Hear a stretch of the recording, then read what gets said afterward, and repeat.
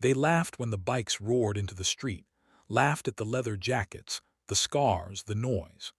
No one laughed later when a poor mother stood trembling behind those same bikers, and the entire neighborhood realized courage sometimes arrives on two wheels, not in silence.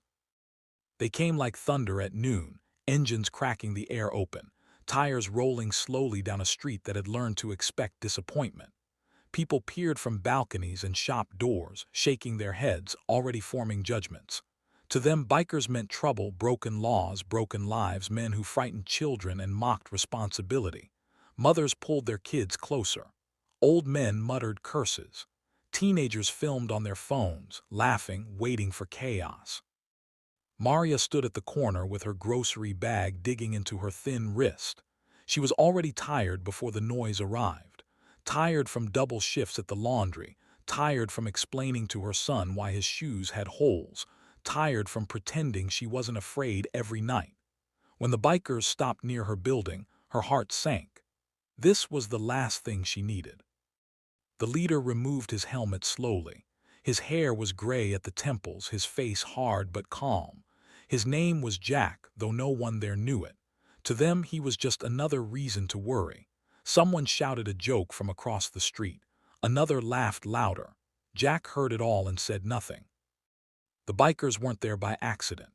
They had been riding together for years, not just for freedom, but because each of them had once been broken and found healing on the road.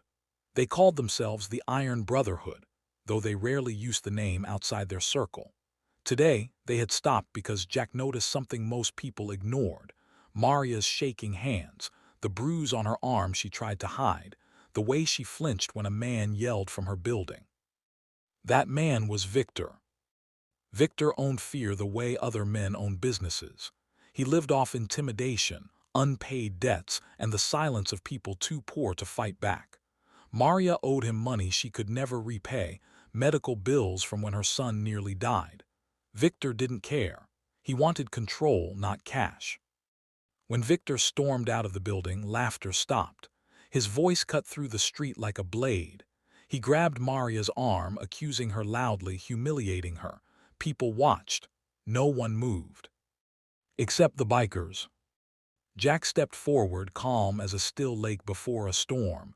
He didn't threaten. He didn't shout. He simply placed himself between Victor and Maria. The street froze. The laughter died completely.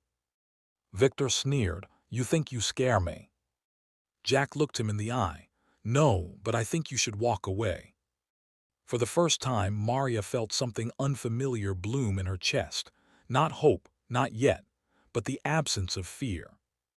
And the people watching felt something else too: shame.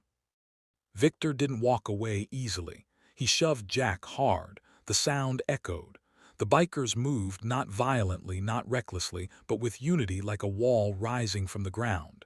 Engines shut off. Helmets stayed on. Their presence alone changed the air. The police were called, but Victor fled before they arrived. He knew power when he saw it, even if it wasn't written in law books. That night, Maria didn't sleep. She expected retaliation. She expected punishment for being protected. Instead, the bikers returned. They didn't bring noise this time. They brought groceries. A mechanic fixed the broken door to her apartment.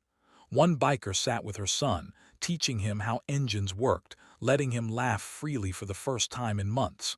Jack spoke little, but when he did, his words carried weight. "No one deserves to live afraid," he told her. Word spread fast.